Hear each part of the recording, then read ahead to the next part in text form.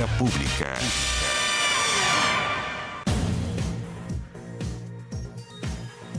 ¿Qué tal? ¿Cómo están ustedes? Bienvenidos a Vía Pública. La Policía de Investigaciones concretó la detención de Camila Polisi. ¿La recuerda, no? Bueno, y otras 4 personas en el marco de la indagatoria por el denominado caso Convenios. Si bien el caso Convenios estalló y se supo a partir del caso de Antofagasta, recuerden ustedes que había una hilera, porque son 15 según la Contraloría, de regiones donde las seremías ocurrieron actos de cierta connotación o irregularidad. Hay investigaciones al respecto. Y uno de los casos que fue más escandaloso fue este del Biobío, con Camila Polisi, con esta arriendo de una fundación a un adulto mayor para cobrar algunos o hacer algunos convenios con la gobernación. Bueno, ¿se acuerdan ustedes de ese caso? Se le llamó también el caso Lencería. En fin, pero el caso Camila Polisi, quien hoy hace noticia nuevamente. A la ex candidata a diputada se suma la captura de Rodrigo Martínez y Simón Acuña, ex funcionarios del gobierno regional del Biobío, además de Sebastián y Diego Polanco. En específico, 3 de los 5 detenidos corresponden a la Fundación ENTI, mientras que los 2 restantes cumplen funciones, como le decía, en el gobierno regional. Ahí está la relación, ahí está la relación que se está investigando y aparentemente es dolosa. Todo indica, pero hay que terminar la investigación para decirlo con propiedad. La audiencia de formalización de los detenidos se realizará este miércoles, ahora ya, mañana a las 11 a.m. Así es que tendremos más información allí, sabremos qué es lo que ocurre, pero tiene el hito la señora Polisi de ser la primera persona, los otros también, pero ella le da cara, si se quiere, a este caso. Son los primeros detenidos en los casos Convenios, así como el caso de Tatiana Rojas. En su momento fue la primera persona, la entonces subsecretaria de Vivienda, la primera autoridad en perder su cargo. Después ha habido otras despidos o renuncias. Ella es la primera detenida. En una de esas vamos a ver una historia larga con más personas detenidas si se prueba delito. Vamos a la mesa de conversación. Y nos acompaña en esta noche nuestra mesa de conversación, nuestra mesa de análisis. Nerea Palma, que es académica de la Escuela de Ciencias Políticas de la UDP, la Universidad de Compostela. Nerea, gracias como siempre por estar aquí con nosotros. Encantada, como siempre. Y Rodrigo Arellano, que es vicedecano de la Facultad de Gobiernos de la UDD. Rodrigo, muy buenas noches. Muchas gracias por estar aquí. Muy buenas noches, Matías. Feliz como siempre. Partamos por esta que es la noticia del día, porque uno no puede olvidarse de las noticias que quedan en el estallido de la noticia, en el titular. Después están las investigaciones, pasamos al siguiente titular y nos vamos de titular en titular. Esto tiene una bajada, esto tiene consecuencias políticas que probablemente van a repercutir de una u otra manera en el plebiscito del 17 de diciembre. O sea, está todo muy encadenado en la política. ¿Cómo ves tú el caso o el hecho de la detención, de la primera detención hoy? Sí, yo creo que, lo he dicho anteriormente, me parece muy, muy importante, teniendo en consideración que para las democracias, para la calidad de la democracia, es súper, súper importante que no solamente los niveles de percepción estén bajos en un país, sino que además la corrupción sea lo más baja posible dentro de un contexto que sabemos que en América Latina hay casos de corrupción que obviamente son mucho más severos que en nuestro país, pero eso no significa que eso tengamos que mirar de lado cuando tengamos casos en nuestro país. Y en ese sentido, el caso Convenios tiene muchas ramificaciones. Esta es solamente un granito de arena y en ese sentido me parece muy, muy, muy importante que ya existan primeros resultados, pero quería ir un poquito más allá y mencionar también que a mí me parece súper importante que se suman también responsabilidades políticas. Además, no solamente de responsabilidades judiciales, que por supuesto que eso lo tiene que determinar la justicia. Entonces, en ese sentido, me parece que tenemos que escuchar mucho más, no solamente del informe final del caso Convenios y las responsabilidades que el informe remita, sino también, por ejemplo, responsabilidades que hemos hablado durante estos meses en esta misma mesa de conversación, por ejemplo, del ministro Montes, que si bien obviamente sabemos que no puede estar necesariamente todas las cosas encima que hace de su todo, ministro. todo, claro. Exacto, su ministerio, por supuesto, pero era el ministro responsable. Entonces, desde ese punto de vista, me parece que hay mucho más por conversar respecto de, por ejemplo, responsabilidades políticas en el caso de la cabeza del ministro. Rodrigo. No, lo primero, Matías, es celebrar. En el fondo, cuando existen actos de corrupción y ver que las investigaciones avanzan, de alguna forma se vuelve a recuperar un poco la confianza en las instituciones que han estado bastante frágiles en el último tiempo. Hablar con la ciudadanía y demostrarle que aquí hay normas que se tienen que respetar, porque en un momento alguien decía, esto es culpa de la norma. No, aquí es culpa de personas que de alguna forma se saltaron la regla o la infringieron abiertamente y que estamos viendo las consecuencias de ello, que mañana se formalizan, eventualmente va a haber responsabilidades y como dice Nerea, hay que distinguir las dos líneas. Una es la responsabilidad penal, que eso está operando, estamos viendo. Otras son las responsabilidades políticas, vamos a ver hasta cuándo llega. Vemos que también hay funcionarios del gobierno regional, estamos a un año de las elecciones de los gobernadores regionales, entonces hay que ver también las aristas hasta dónde llegan, porque pueden de alguna forma complicar reelecciones de algunas autoridades de carácter local. Entonces, celebro que avancen las investigaciones. Quiero llevarlos a otro tema que se dio hoy día, que el presidente Boric hace una autocrítica respecto de su papel, de su entorno, de su espacio político, del papel que tuvieron ellos al momento de tramitar muchas leyes que tenían que ver con seguridad, que era un tema también muy álgido, la seguridad. Quizás no tan enfocada en la delincuencia pura y dura como es hoy, sino que estaba basada en la delincuencia de la calle y a partir del estallido social, ¿no es cierto? Que el presidente hoy día, insisto, como presidente, reconoce y hace la autocrítica de que debilitaron a la autoridad. Dice que quizás no hay que debilitar a la autoridad como quizás nosotros lo hicimos. Y hace varias autocríticas al respecto y no facilitaron la tramitación de algunas leyes que a lo mejor hoy día sería muy útil tenerlas, con el voto contrario de todo ese catálogo de leyes de seguridad que el Frente Amplio lo votó en contra. Y el presidente lo reconoce. Reconoce que sería mejor que algunas de esas leyes estuvieran aprobadas, literalmente, o directamente. ¿Tiene algún valor, a juicio de ustedes? ¿Favorece al presidente? O algunos creen que hasta cuándo, si es que ya lo hizo, mejor que se quede callado, otros no. Es bueno para una autoridad que lo reconozca porque genera autoridad desde la empatía, desde la honestidad. Que si ustedes fuesen sus asesores políticos, ¿creen que ayudan algo o no? ¿Es creíble o no? Nerea. A mí me parece que esto merece ser celebrado también. Al igual que el punto anterior que mencionaba respecto al caso convenio, esto me parece también digno de ser celebrado. ¿Desde qué punto de vista? Desde el punto de vista que tenemos que reconocer, no solamente en Chile, en América Latina también, pero es mucho más fácil ser oposición que ser gobierno. Eso lo hemos visto sobre todo desde, si hacemos memoria, el último oficialismo que fue capaz de ganar una elección presidencial consecutiva fue el primer gobierno de Michelle Bachelet. Desde ahí nos remontamos. Y desde entonces ha ganado consecuentemente la oposición a todos los gobiernos.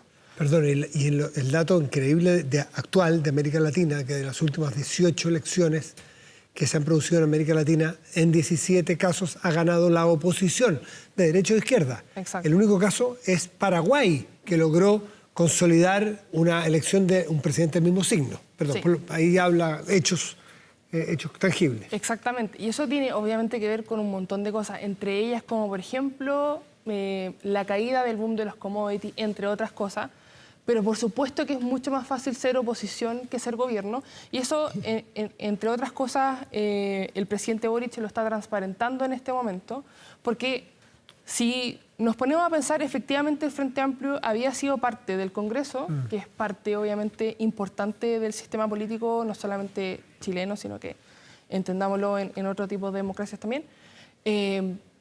Pero ser parte del Poder Ejecutivo, estamos hablando de otra cosa cuando estamos hablando de un presidencialismo. Entonces, desde ese punto de vista, evidentemente que como al Frente Amplio no le había tocado ser oficialismo, desde liderando un proceso político como el actual, es muchísimo más fácil haber sido bastante crítico con el gobierno de Piñera anterior, que había obviamente mucho que criticar, sobre todo cuando fue la parte más crítica del estallido social.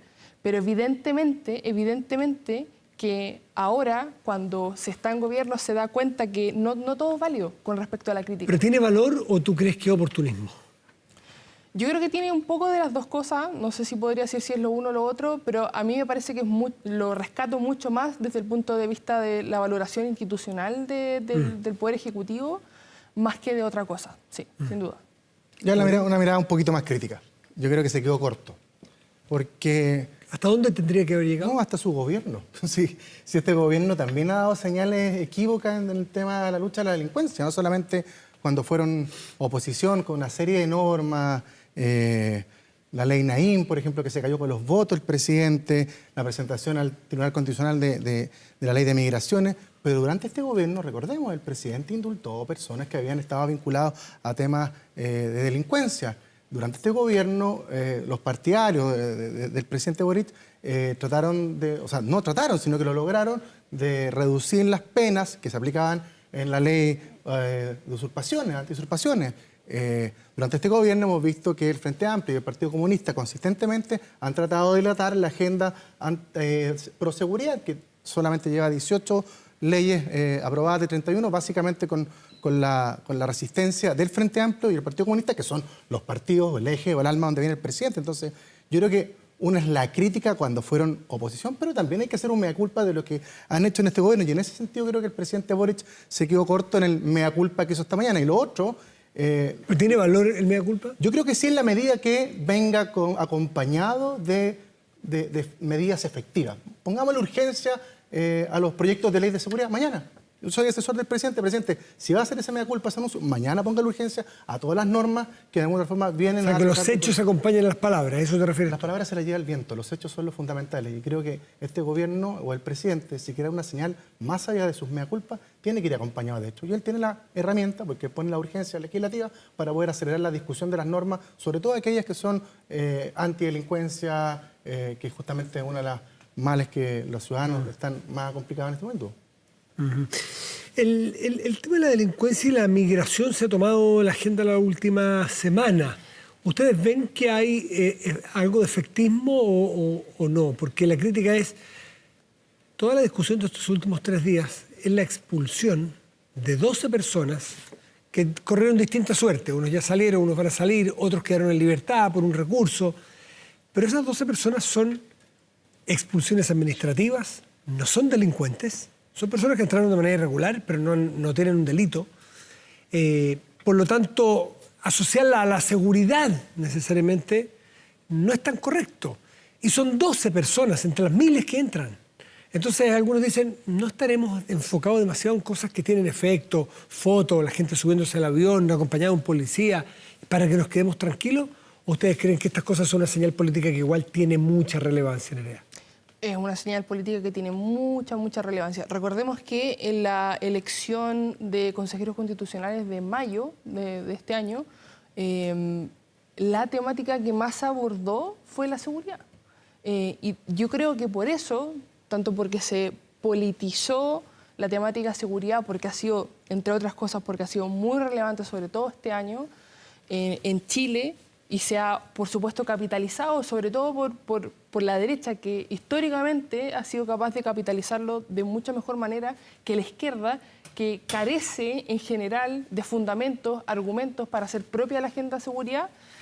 Me parece que eso está volviendo a replicarse ahora y yo veo eso como algo muy relevante para el plebiscito que vamos a tener en diciembre. ¿Desde qué punto de vista? Desde el punto de vista que, por ejemplo, vemos que en la franja del a favor se está diciendo que esta es la Constitución de la seguridad, por ejemplo. Y eso obviamente que no es casual, es un guiño, por supuesto, a este elector que, por supuesto, está muy asustado con respecto a su seguridad y, por supuesto, en el contexto que la percepción de delitos, la percepción de inseguridad que hay hoy día en Chile ha llegado a su nivel histórico. Entonces, desde ese punto de vista, me parece que es vital, ¿cierto?, que para sacar cierta ventaja política se junte la temática inmigración con la temática seguridad, que en general podemos entender que en algunos casos van de la mano,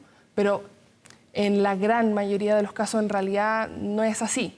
Pero por supuesto que en general en los medios de comunicación se destacan muchísimo más, o cuando pasa un delito y es cometido por una persona que es inmigrante, se destaca que esa persona viene de fuera de Chile. Entonces eso me parece a mí que no juega muy a favor, ¿cierto?, de la visión que tenemos como chilenos de las personas que vienen desde fuera del país y, por supuesto, de vincular la inmigración con la seguridad. ¿Rodrigo? Lamentablemente, y lo digo porque uno tiene que defender, en definitiva, sin ánimo de ser racista, ni anti-inmigrante, etc. Los últimos grandes delitos que han sido de una gravedad, por lo menos que yo no recuerdo... De mayor connotación, ¿te refieres? De mayor connotación, un secuestro, una granada a un oficial de Carabineros, no recuerdo si Carabinero o PDI, pero han estado vinculados con bandas o personas que han entrado de manera ilegal al país. Entonces, al final, justamente la ciudadanía hace esa correlación. Migración ilegal aumenta la inseguridad de la ciudadanía. Hoy vimos que el gobernador Claudio Rego dijo que estamos en presencia de un noviembre rojo, con quizás la cantidad más alta de homicidios que él recuerda en el último tiempo. Entonces, efectivamente, estas temáticas van a ir concentrándose, yo creo que en estos últimos metros de la campaña de la Constitución, porque efectivamente, están para bien o para mal, uno puede hacer la interpretación que quiera, hay muchas normas y servicios, instituciones que están incorporados dentro de esta Constitución. Pues digo, para bien o para mal, porque hay gente que no le gusta que políticas públicas estén dentro del texto constitucional, pero hay normas que señalan la expulsión de migrantes, esta fiscalía supraterritorial, o sea, hay una serie de instituciones y medidas que están incorporadas y, como dice Nerea, va a ser, yo creo, que uno de los temas centrales, justamente, que me imagino que la opción a favor va a tratar de capitalizarlos para estos últimos metros, tratar de captar ese votante indeciso que al parecer es más de lo que nosotros pensamos. A propósito de la campaña, esta recta final, quedan 2 semanas y media, ha ido tomando un color bastante más intenso, ¿no? Ya de alguna manera empiezan a usarse recursos que no son el recurso académico de si este inciso es favorable o bueno, los efectos que tendría esta Constitución, esta política pública. Dejamos de lado y estamos empezando que él vota en contra, él vota a favor, con esto se termina el proceso, con esto no se termina, que se jodan, que no era, yo no tengo recuerdos de un vocablo de ese significado en una campaña política. En fin, Rodrigo, cuéntame, ¿cómo ves tú esta recta final? Era bastante predecible, Matías, que una elección plebiscitaria, un referéndum, durante un mandato tienda a confundirse. Y en eso me parece que era anticipable que la opción a favor y a tratar de sobre todo con un gobierno que marca un 30%, en casi todas las encuestas, o menos del 30%, que está con los problemas de seguridad, que está con una serie de complejidades propias de la administración, y a poder transformarse en una opción de tratar de plebiscitar, sobre todo en esa línea. Lo que me sorprende también, y era esperable también, creo yo, que esta campaña va a ser mucho en base a sensaciones y emociones, más que en el texto mismo. Yo todavía no veo de un lado ni del otro. ¿Distinto a la convención? Yo creo que fue bastante similar, Matías. El chileno fue a votar más por contenido la vez pasada que lo que ahora va a ir a votar. Sí, yo tengo la sensación, fíjate, que el plebiscito anterior, el del 4 de septiembre, tuvo mucha confusión efectivamente de ser también una mirada y evaluación del gobierno en ese minuto, más que un 60 y tanto % a favor o en contra de un texto mismo, sino que también era como una respuesta a un gobierno que en ese minuto, recordemos, había instaurado que era una carta fundamental para su eje programático, o sea, lo dijo el ministro Jackson, nuestro. Entonces, ellos cometieron ese error en ese minuto y se transformó en un plebiscito de ellos. Ahora, no han tenido ese rol, yo creo que aprendieron de eso, pero era esperable que tanto la campaña de la favor como el contra tratasen también de caricaturizar de alguna otra forma personas que generen de alguna otra forma cierta adversión a la otra opción, y en ese caso el a favor me da la sensación de que va a jugar con la aprobación del gobierno, con la figura del presidente Boric, y a lo mejor también con otros casos como los que estamos viendo hoy, con el caso convenio, etcétera, porque justamente es una elección, yo creo que más de emociones, sensaciones, que finalmente el texto. ¿Cruzó una línea en la favor con el que se jodan, Nerea? Yo creo que en términos electorales, yo creo que sí a algún elector, a una parte importante del electorado donde el estallido social simplemente o nunca le hizo sentido o en algún punto dejó de hacerle sentido, evidentemente que le resuena y puede identificarse con el que se jodan. Pero dentro de las cosas me parecen a mí más importante es pensar a largo plazo. Y en el pensar a largo plazo me parece que no todo recurso es válido por muy importante que pueda ser electoralmente en el corto plazo. Entonces, si bien me parece que el a favor podría sumar adherentes con el que se jodan, está por verse, me parece que a largo plazo le hace mal a la política en Chile, no solamente desde el punto de vista porque es excluyente, entonces esta es una constitución solamente para algunos y el resto, bueno, literalmente que se jodan, sino que además esta tendencia que hemos visto no solamente en la política latinoamericana de el voto anti, que es como, en realidad yo no estoy votando, por ejemplo, por el PT, el Partido de los Trabajadores, estoy votando anti-Bolsonaro. Ha llegado a la política chilena, y no solamente a la política chilena, sino que también a los plebiscitos más importantes y más determinantes dentro de la vida de un país como, por ejemplo, una constitución. Entonces eso a mí me parece que es preocupante y me gustaría recalcar la idea de que no todo recurso electoral, por muy jugoso que sea, por mucho provecho que uno le pueda sacar, necesariamente es válido. Ahora, en el entendido que, por supuesto, está esa ambición y está esta idea de sacar provecho. Lo mismo que decíamos, como por ejemplo cuando el Partido Republicano, teniendo la oportunidad, ¿cierto?, de no llegar a acuerdo con la oposición, nos preguntábamos si es que finalmente iba a escuchar la voz de la oposición. Algunos decían que sí, otros que no. Y finalmente lo que vimos es que ante esta posibilidad de simplemente no escuchar a la oposición, no lo hicieron. A mí me parece que se aprovecha este recurso que, teniendo la posibilidad de hacerlo, y algo tremendamente jugoso, lo hicieron. ¿Tú crees, Rodrigo, que puede pasar la cuenta ese término que es muy divisorio? El que se jodan son ellos. Sí, yo creo que tiene efectos. Yo miro con preocupación. Tú enseñas también. Política. Pero no solamente el término, Matías. O sea, está bien, hay una coyuntura, hay una franja que utilizó un concepto. A mí lo que me preocupa, más allá del concepto, es que tengo la sensación, y por eso quizás causó tanto revuelo, y voy a tomar también las palabras que tuvo, no sé cuándo lo dijo Javier Macaya el fin de semana, que interpreta en parte el sentir de la ciudadanía. En el fondo, el hastío, el cabreamiento, el agotamiento con la clase política de ver que siguen discutiendo estos temas, siguen sacándose la mugre en el Congreso, siguen peleando por pequeñeces, y todavía tenemos seguridad pendiente, pensiones pendientes, salud pendiente. Por lo tanto, tengo la sensación del que se joda de verdad, más allá de que no sé si está bien utilizado o genera animal. ¿Para dónde va eso? ¿Quién se tiene que joder según esa campaña? Es que al final del día, Matías, yo he escuchado tanto en un sector como en el otro que se jodan. En el fondo, esto fue un acuerdo cocinado por la clase política, por lo tanto, no podemos permitir que ellos se den el gustito y votemos en contra. O que se jodan porque no han solucionado, porque fueron los promotores del estallido. Entonces, sin usar el concepto, de alguna forma lo interpretan porque saben, en definitiva, porque saben. Y eso quizás a mí lo que más me preocupa, que la clase política hoy en día no han sido capaz de entregar soluciones a los problemas que estábamos conversando en el 2019. Si en el 2019 estábamos conversando los mismos problemas que tenemos hoy en día. Mejores pensiones, mejor salud, más seguridad, y hasta el minuto, mientras no solucionen, que se jodan para uno y otro lado. Eso me preocupa más, Matías. Nerea Palma y Rodrigo Orellano, como siempre, muchas gracias por estar esta noche con nosotros. Gracias. Queda cada vez menos, así que vamos a estar en las semanas sucesivas viendo la recta final, de verdad. Perdón, una cosa, más allá de los aprontes de cada uno, ¿ustedes ven que efectivamente se acercan las posiciones en el electorado, como dicen algunas encuestas, o no? Yo creo que en general sí.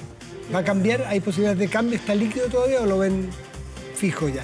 Yo creo que la probabilidad está más cerca de lo que pensamos. La probabilidad, no podría ser. Yo creo que va a estar más cerca. Creo que cuando una opción empieza a agarrar vuelo, cuesta a veces para caballo pillado, caballo ganado.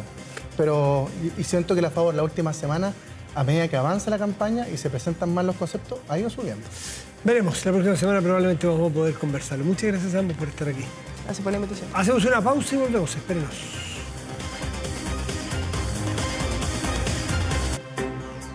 Aumenta la delincuencia, no grave robos a Vitelos con Tepillé, la empresa líder en seguridad preventiva, con monitoreo de cámaras de seguridad y audio disuasivo en tiempo real.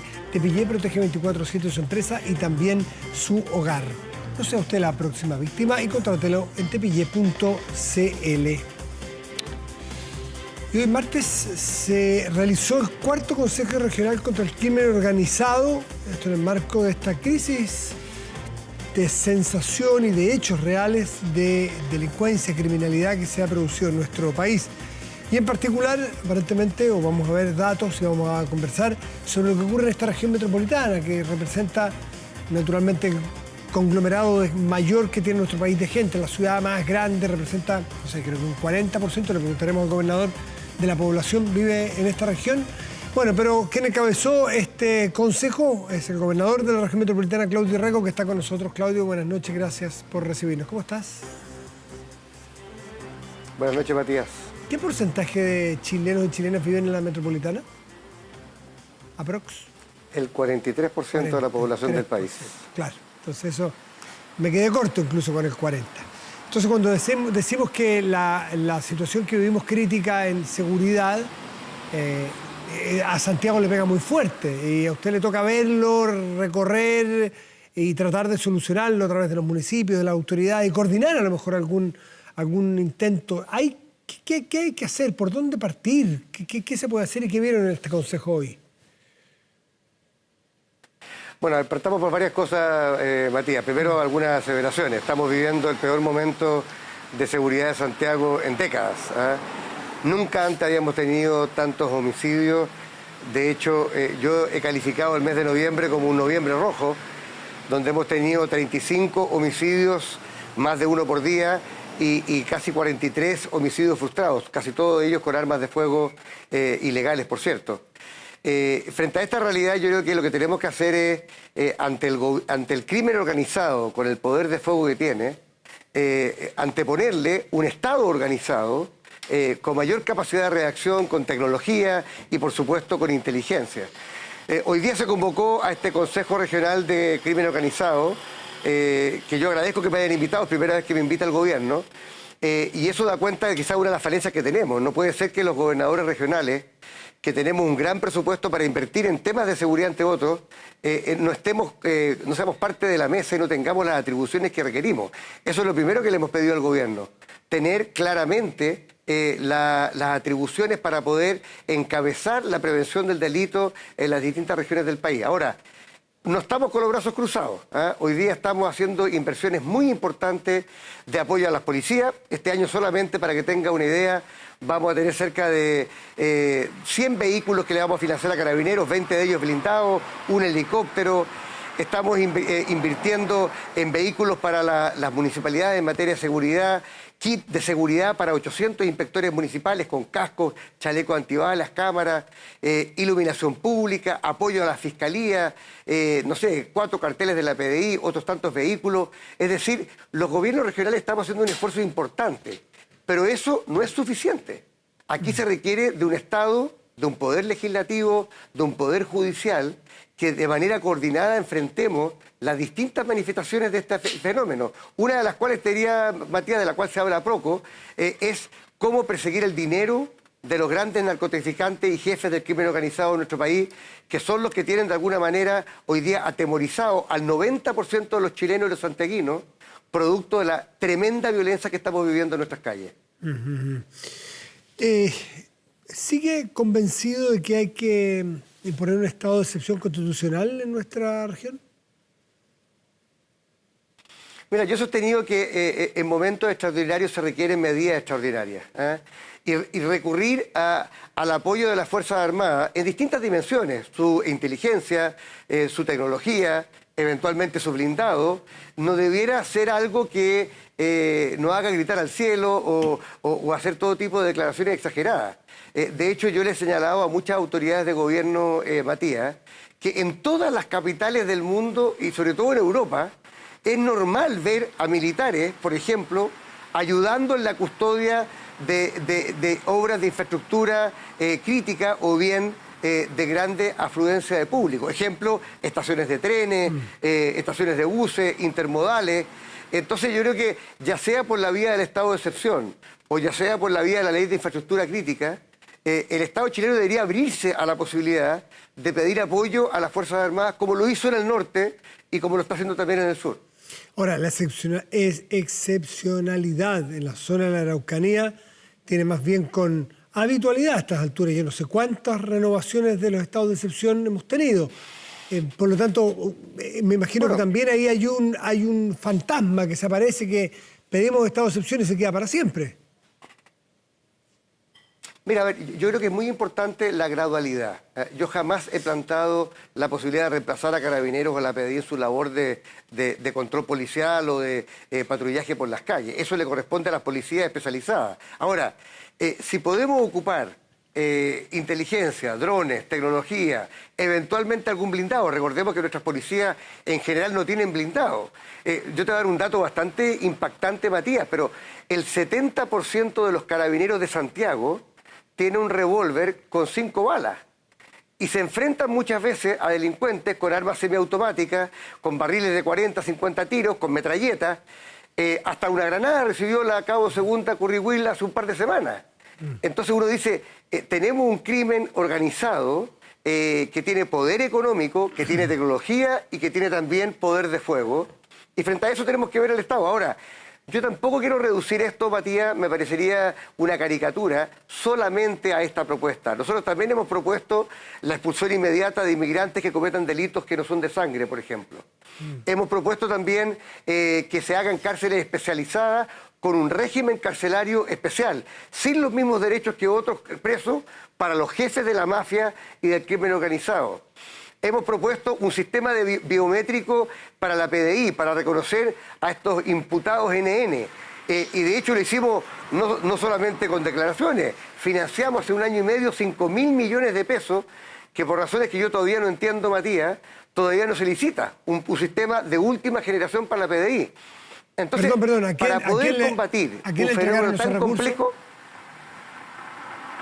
se lo entregamos a la PDI, pero hoy día yo le pregunté al subsecretario Monsalve y me dijo que hay diferencia entre la PDI y el Ministerio del Interior respecto de cómo se va a hacer la licitación.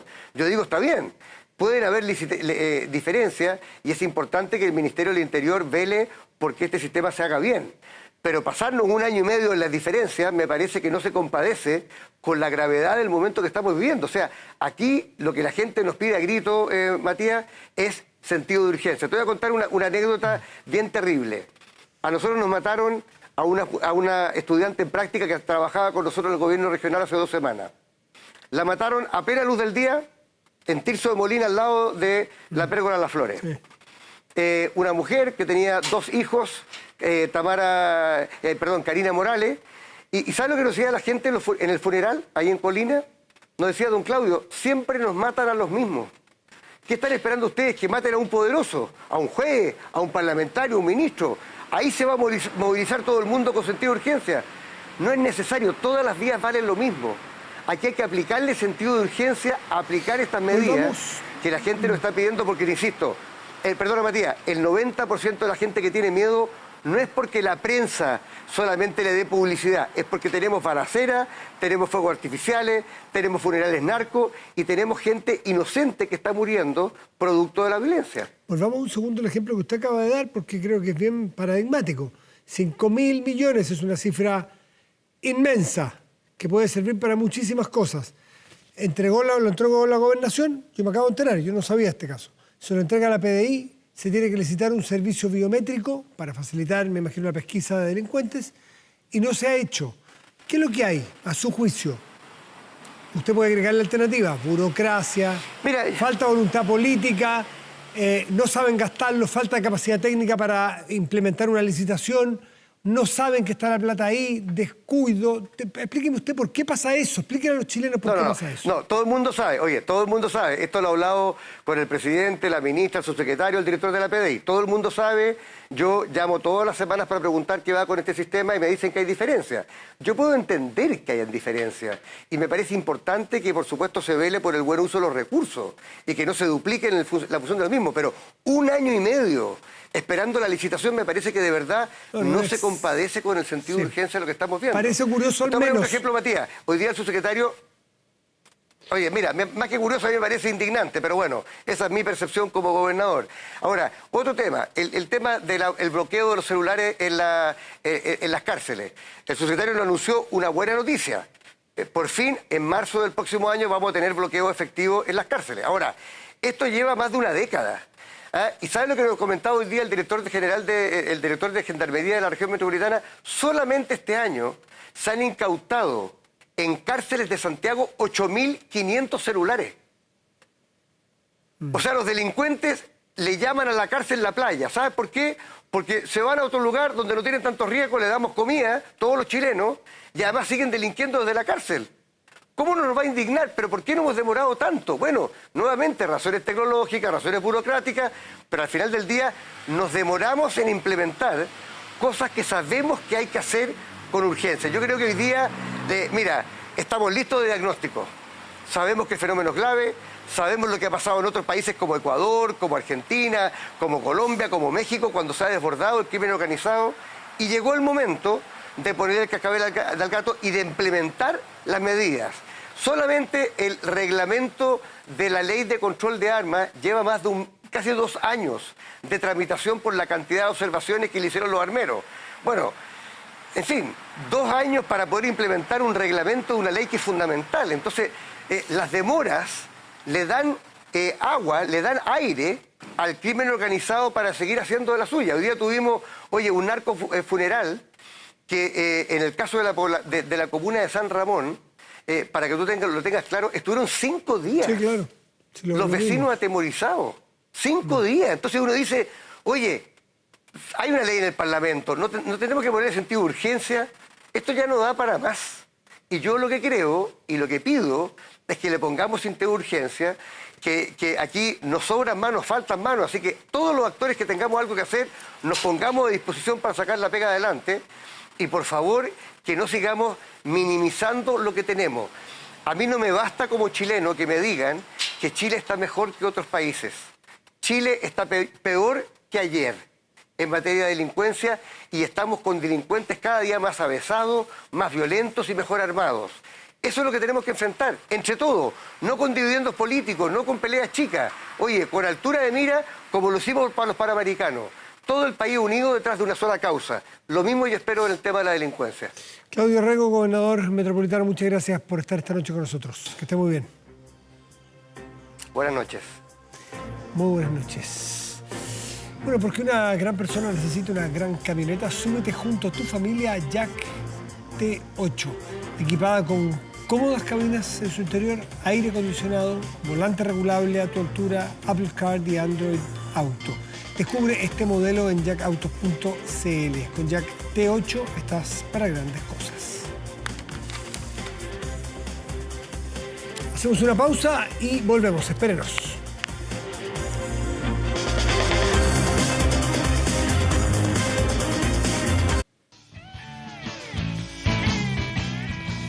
Estamos de vuelta en Vía Pública. Revisamos de inmediato nuestro portal de contenidos y noticias 24horas.cl. Que en este momento destaca el bono marzo 2023. Consulta con tu RUT si aún puedes cobrarlo. Vaya ahí a 24horas.cl y se puede informar con detalles. Revisamos el tiempo para Santiago en los próximos días. Teníamos ayer una previsión de mucho sol. Bueno, sigue más o menos parecido. Fíjense que tenemos despejado de aquí al viernes con máximas probables 27 y 26 grados. El fin de semana aparecen unas nubes por allí el sábado, pero las temperaturas de 27 grados de máxima probable. Y ya para el domingo, vuelta al sol, alta temperatura, 31 grados de máxima probable. Pronóstico del tiempo para Santiago. Y la agrupación nacional Los Tres confirmó un cuarto show en el Movistar Arena con su gira de regreso 2024. Y luego de agotar las entradas de los otros anunciados en el mismo lugar. La banda de Concepción, con su alineación original, comandada por Álvaro Enríquez, Tita Lindl y Ángel Parra, Francisco Pancho Molina, anunciaron en octubre pasado su revuelta. Suma entonces el miércoles 1 de mayo. Su nueva fecha, que se suman a los días 27, 28 y 30 de abril. Las entradas se pondrán a la venta el miércoles 29 de noviembre a las 12 horas en Punto Ticket. Con Los Tres despedimos Vía Pública de hoy. Que tengan muy buenas noches y gracias por venir.